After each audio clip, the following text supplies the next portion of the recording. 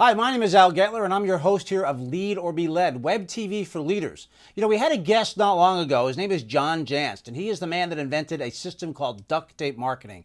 We had such a great conversation. We wanted to invite him back to talk about the Duct Tape Marketing system and how small businesses can use it to grow their business and put people into their marketing funnel to turn them into customers. So I'm going to welcome John back to the show. John has written several books, but one of the books that really tells it all is the book by the same title, Duct Tape Marketing. John, welcome back to the show.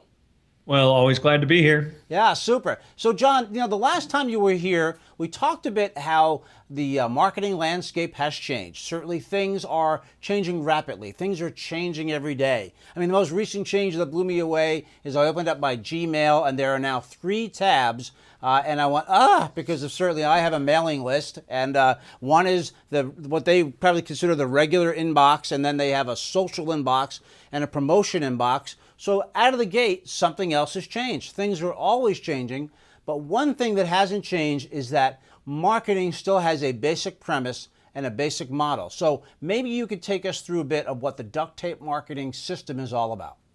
Yeah, sure. Most small businesses, I haven't met too many small business owners who went into business because they so thoroughly understood marketing that they were going to create a great business, right? I mean, they knew how to do something. They were an accountant or a plumber or an electrician, and they thought, well, how hard could it be to start a business doing that? And what they quickly found out was that if they didn't get a really firm grasp of this idea of marketing and how important it was, in fact, that they were indeed in the marketing business instead of an accounting business or an electrical business, then they quickly maybe not even fail. And in some ways, they fall into that category. It's like purgatory, that I think is actually worse than failure. And that's that business that's just now a job that's maybe not a very good paying job that is sucking the life out of them. Right. And I think that, in fact, in a lot of ways, I started duct tape marketing and replicated duct tape marketing and built this network of independent marketing consultants so I could really impact as many of those people that I just described as possible, because I personally, in my work, had seen what getting somebody to understand a systematic approach to marketing and to do something consistently that really allowed them to stand out, what a difference that actually could make, not only in their bottom line and the things that we track, but in their lives as well. So you just hit me with something that I really hadn't touched upon, but there's more than John out there helping us out with the duct tape marketing system. Is that correct? Yeah, once I built the system, I filled up my practice. I was working with 10 or 12 clients, one-on-one, really hands-on, and realized that I loved it. It paid me a very nice wage, but I couldn't impact any more people, not in the way that it really had kind of become a mission for me once I saw the results. And so I decided to see if I could go out there and attract other people. And frankly, I was already getting inquiries from people saying, hey, I really love what you've built, this system, because I was writing about it. The book was not quite out yet, but I was writing about it. And so there were people that were contacting me. And so I decided to create what I call the Duct Tape Marketing Consultant Network. Okay. And it's the ability for people to actually license our tool, well, certainly for starting with the name, but then some of the systems and tools that we've built and the processes that we've built, as well as the online portal of training that we've built to work then one-on-one with small businesses in installing, as we call it, the duct tape marketing system. And so what it effectively allowed me to do is reach beyond my books, reach beyond the work that I could do, and really be working with, at any given time, thousands of small business owners all over the world. Well, you mentioned too they can use the name, and we touched on that on the last episode you were on, that the name really does represent so many things to the average American, as you pointed out, Canadian consumer. That duct tape, it really is that fix-all thing. And you have a system here that, as you say, you put in place that helps the average small business grow. So I'm going to, if I can ask our crew here to throw up the model of duct tape marketing on the screen, and maybe have you talk us through a few of the things about Sure. duct tape marketing as a system that we should know about. So here it is up on the screen. Tell us a bit about the left side of the screen and the right side of the screen? Sure. Well, so the left side of the screen represents, and you'll notice both of these are in circles because here's the good news for everybody out there: it never ends. You're never done, right? And so there is a cyclical nature to these intentionally. But on the left is really kind of the global view of a marketing system, and it's 7 very simple parts: strategy before tactics, the marketing hourglass, which we talked about in the last episode in depth, the idea that you have to think like a publisher and really get into content as a strategy. Then this idea of a total online presence, and actually that segues kind of over to the right wheel there. That there are stages to this total online presence, and I've really kind of taken that out only because there's so many pieces of that change rapidly, that are technical, and so we've really kind of created a whole training around that idea, in a lot of ways just catching people up to speed on all the changes. But then we go into lead generation, lead conversion, and then really putting it all together. And then essentially it starts over again. And so a lot of the businesses that we work with and that my consultants work with really have to kind of start with this. They never really thought about a systematic approach to marketing. And it's funny, they've got systems for everything else in their business, but marketing still remains this kind of strange, like genie in a bottle thing that they have to, hope they hit the home run with. And so what we actually try to do is change their mindset completely, that marketing is a system that if you take these set steps and you do them consistently, and then you analyze them and you track them and you go back and say, okay, how can we do that one better and this one better and this one better, you will get results. And that's really the essence of what I've probably brought to the world, if you will, because at the time, going back, say, some 10 years, very few people that I ran across, at least, were talking about marketing as a system, and they certainly weren't talking about how to help a small business. Frankly, I created the duct tape marketing system to solve my own frustration, and that was, my inability to work systematically with small businesses. And what I discovered was that I was actually addressing their greatest frustration as well, because they had not been able to buy marketing services in this comprehensive, holistic approach. It had always been the freelance PR person or their brother-in-law that worked at the print shop, was giving them their marketing advice. And so I really think that the reason the duct tape marketing brand has taken off so thoroughly is because it was a frustration that was waiting to be solved. It's interesting. Your first step, number one, you call it strategy before tactics, and I really am taken by that. In the book, you covered that pretty well. But it's and just to paraphrase one of the things you say, I mean, if you want to be the plumber that grabs the most market share, that's nice and all. But you challenge the reader, you challenge the person on the system. Is how do you plan on getting there? There's lots of other plumbers in the marketplace. So can you talk a bit about that first step? Well, yeah, I mean, for us, it's kind of, I call it the monopoly step. You don't get to collect your $200 or pass, until you pass go. And to me, until you develop a marketing strategy that is steeped in who really does who narrowly makes an ideal client for your business, and how you're going to take that ideal market segment and demonstrate clearly how you're different than everybody else who says they do what you do. Until you can pass those 2 tests, you are going to compete. You're going to compete on price. You're going to compete on everybody else who says we provide good service. And again, a lot of times I'll really shock people. I'll get 6 or 8.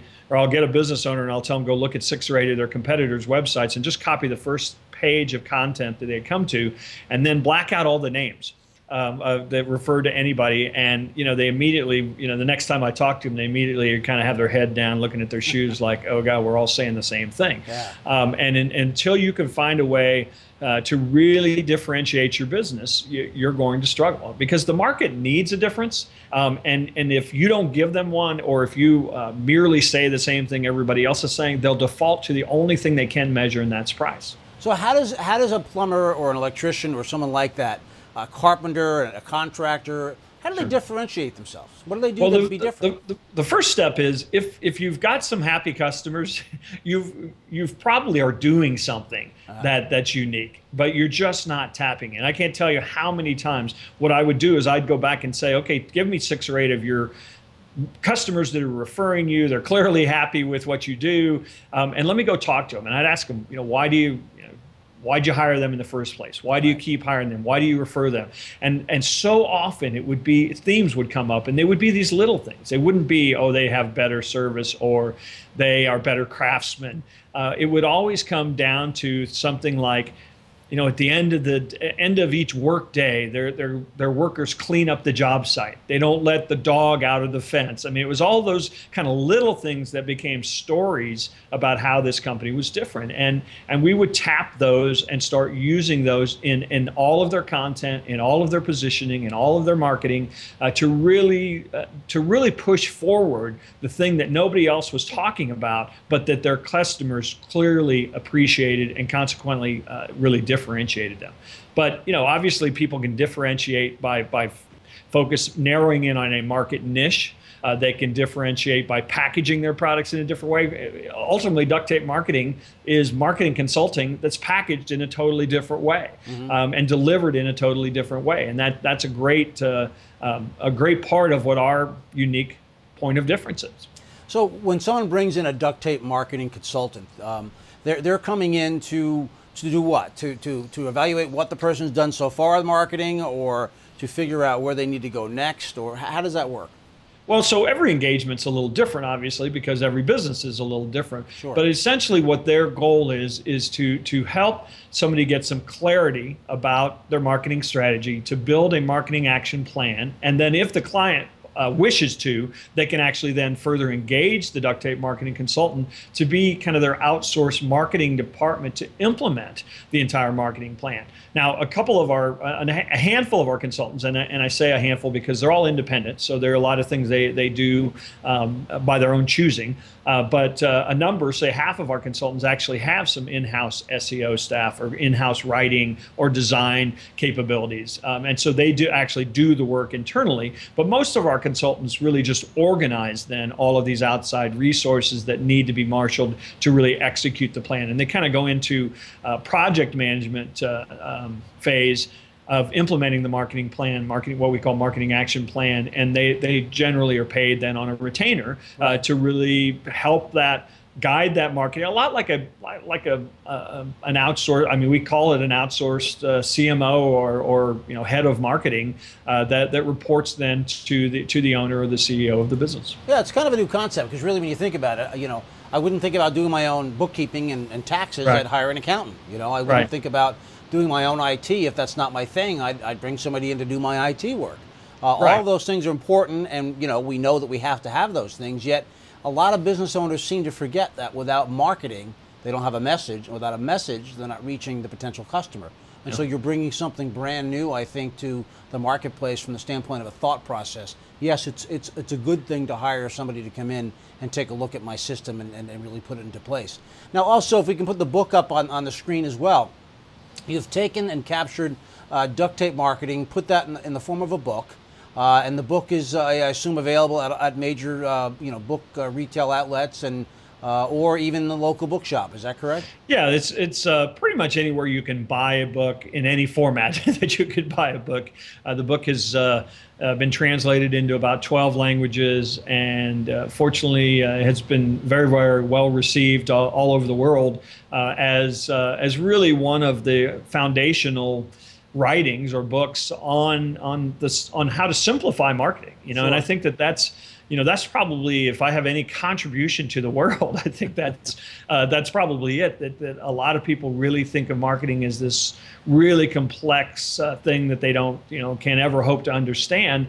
And what I've done in a lot of ways, even if you're going to hire somebody to do your marketing, this book, using this book as your guide, will actually allow you to be a much more informed purchaser of marketing services. I'm also really humbled by the fact that now hundreds of universities actually use this as a textbook in entrepreneur programs when they're really trying to talk about what real world marketing is instead of sort of the academic marketing that they've been teaching for years. Absolutely, and it really is a great book, and I can see why academics would do that, because it is sound, practical marketing advice that really is so sorely needed in the small market universe. And there's so many of our businesses in the U.S. economy that are based on small business. That's really a great service you're providing, to us as small business owners. Well, John, if someone wants to reach you or reach out to Duct Tape Marketing, where would they go? Well, it's pretty. We've made ourselves very easy to find. They could just search Duct Tape Marketing. In fact, there was a day when if you just search for duct tape, we might come up. But but for sure, if you search for Duct Tape Marketing, or it's just ducttapemarketing.com. That's DUCTTAPE marketing.com. We have a free newsletter. We have a library of about 8 ebooks that dive into certain topics. I have a weekly podcast that you can subscribe to and just listen to me when you're out jogging or walking the dog or whatever it is you do to consume content in that manner. And obviously we have our courses there. You can find out about hiring or becoming a duct tape marketing consultant there as well. That's great. So, we were talking before we went on camera about the podcast phenomenon, and really you've been on there for about 6 years as a podcaster. But in case folks are not familiar with the podcast process and how you can find John, simply look on that iPhone that you have there, look for that podcast icon that comes with the iOS system, and fool around that a bit, and then just search Duct Tape Marketing and you'll find John's podcast. And I was just telling John, I think it's a great podcast. He always has on an interesting guest and some interesting subjects. So it's really a great way to learn marketing while you're out doing things every day, and then put that in your ear and John can travel along with you. Well, John, I could have you on again and again and again and dig deeper and deeper into your model and deeper into the things that go into marketing, but you only have so much time to give us, and I appreciate the time you have given us. So John, with that, I'm going to thank you very much for being our guest, and hopefully you will come back soon and join us on Leader Be Led. You bet. It was fun. All right. Thank you, John, very, very much. Well, folks, that wraps up another episode of Leader Be Led. I'll tell you, an expert like John, it costs a lot of money to have him come out and talk to your organization or to hire him, but you get him here in all of his wisdom on Leader Be Led, Web TV for Leaders, and you can share this information with your friends by sharing the link or tweeting it or putting it on your Facebook or your LinkedIn account. We want you to certainly comment below. You might see us here on the website. You might see us on YouTube, but drop us a few lines and tell us what you think of the show, and tell us what types of things you'd like to see on Leader Be Led coming up in the future. With that, that wraps up another episode. Thanks for joining us on Leader Be Led. I'm Al Getler.